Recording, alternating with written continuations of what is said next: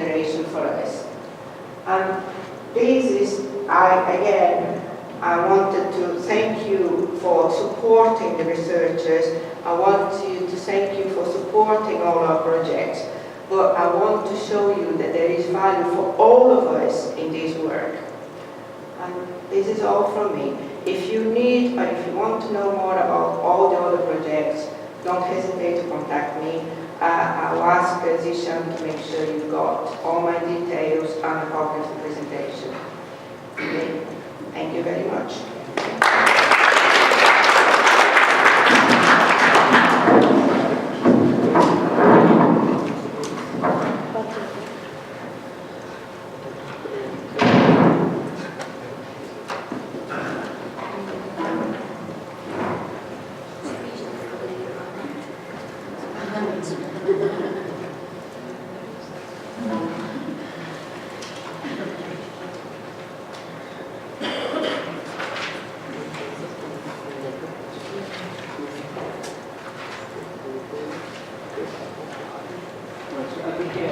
Next, speaker list is Stuart Anwyl from Area 10.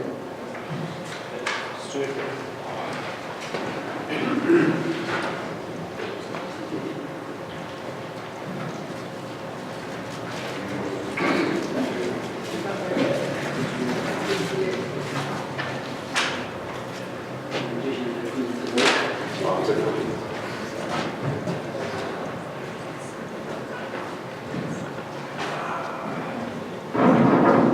Can everybody hear me all right? I don't need to put this thing on.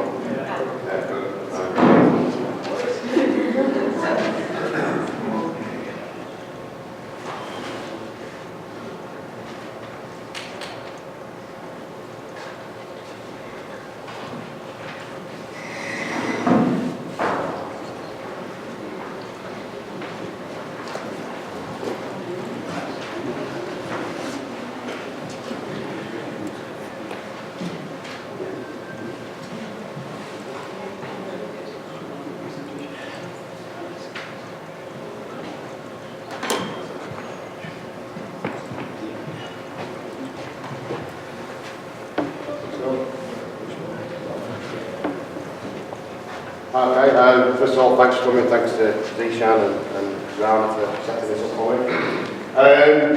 For those who don't know, I'm from Area 10, Balfour Beatty McDonald, with a joint venture that control the road space and all the actual works that go over highways in within Area 10. Area 10 itself covers around about 550, 600 kilometres of strategic highway and major A roads. And it's outside the capital. It's known as being the most busiest area for junctions, motorways, high-speed network outside the capital in the UK. So traffic management for us is a big issue. We put typically about 1,700 to 1,800 traffic managements on a month to cover everything from normal maintenance work, proactive maintenance work, and delivering new schemes and infrastructure, stuff like that. So last year I did a project, debate project. I'm a lean practitioner myself, and we looked at the way we actually book traffic management and we control traffic management within Area 10. So the first thing we did was looked at the opportunity to basically create greater efficiency in management of the road space bookings that we have. We looked at greater control of the SRW system. For those who don't know what the SRW system is, this is the Highways England's piece of software that they use to book road space to manage the actual traffic management itself. We wanted to increase the potential for sharing opportunities, reduce the number of inactive closures, which were significantly high for Area 10. Typically, we had a month by month, an average of about 10 to 12% of our bookings that we placed, we generally didn't tend to use for one reason or another. And then also try and reduce the number of conflict bookings. Now, conflict bookings are where third-party contractors or other contractors want to use the road space and it conflicts with another booking that's actually already on there. You can have bookings that take place within a given distance from each other. The system itself wouldn't allow you to make those bookings, even though the bookings had no impact on each other or maybe on the opposite side of the network and so on. So we wanted to look at ways to reduce that. So we came up with an idea to create a business case to identify opportunities for our lump sum work, which is our maintenance work, or AMOR, for those who know, could be carried out in non-lump sum traffic management, so therefore reduce the amount of traffic management we were putting out. We wanted to create less disruption for the stakeholders, so that there was less roadworks going on, people get on from work and get to and from events and things like that a lot better. Our deliverables, we wanted greater traffic management efficiency, we wanted to reduce the traffic management costs for the JV, we wanted to improve our AMO productivity for the client. And the success criteria for us was the reduction in traffic management charges and the amount of works that we put out. So moving forward, what we did was we conducted a number of workshops and we identified that there were 6 key procedures that we follow to manage and book traffic management. And the procedures obviously needed to have a review and simplification because some of those procedures were quite complex in the way they handled the traffic management, handled the actual bookings for the road space. We constantly fell short of our KPI measures with the client Highways England created. A number of those measures have changed quite recently, and again they're changing again in the next sort of 2 or 3 months as they look at different ways of actually managing and collecting the data. And we wanted to look at the financial consequences of the JV and the disruption caused to the road users, and also reduce the number of complaints to the client for traffic management and codes being put out into the network and not being utilised for one reason or another. The following table shows you the number of inactive closures for the rolling 12-month period. So April last year, let's say 152.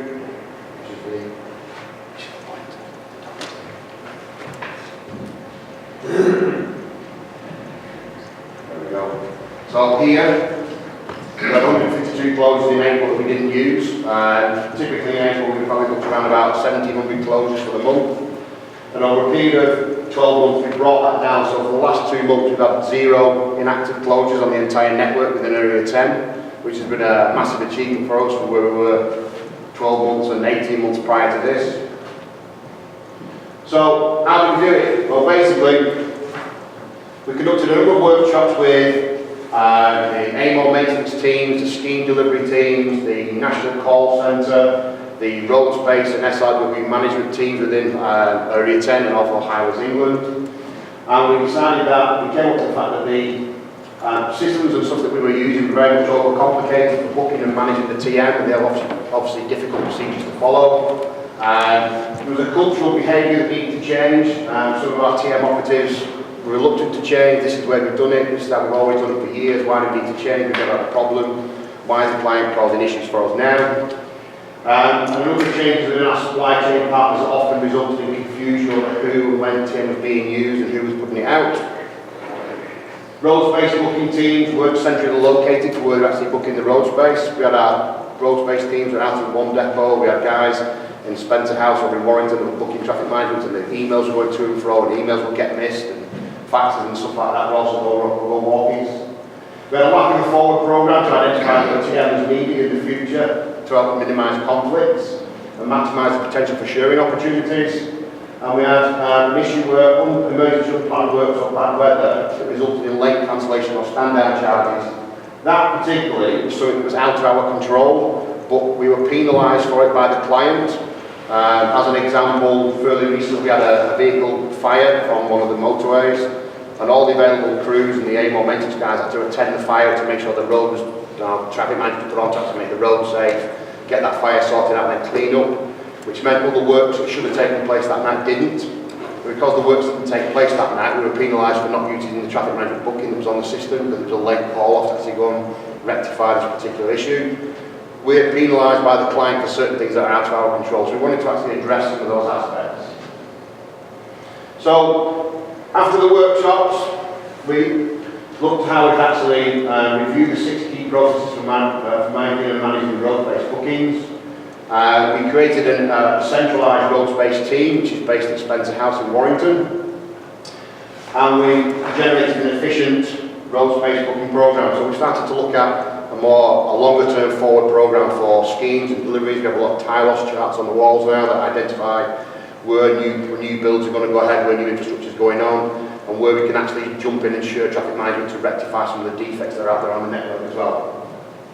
So, part of the workshops, we actually did some lean tools and techniques, like some root cause analysis for those who know 5Y, 3C, that kind of thing. The only negative sort of comment we came back with was that despite certain things being out of our control, we were penalised for it, which I mentioned on the last slide.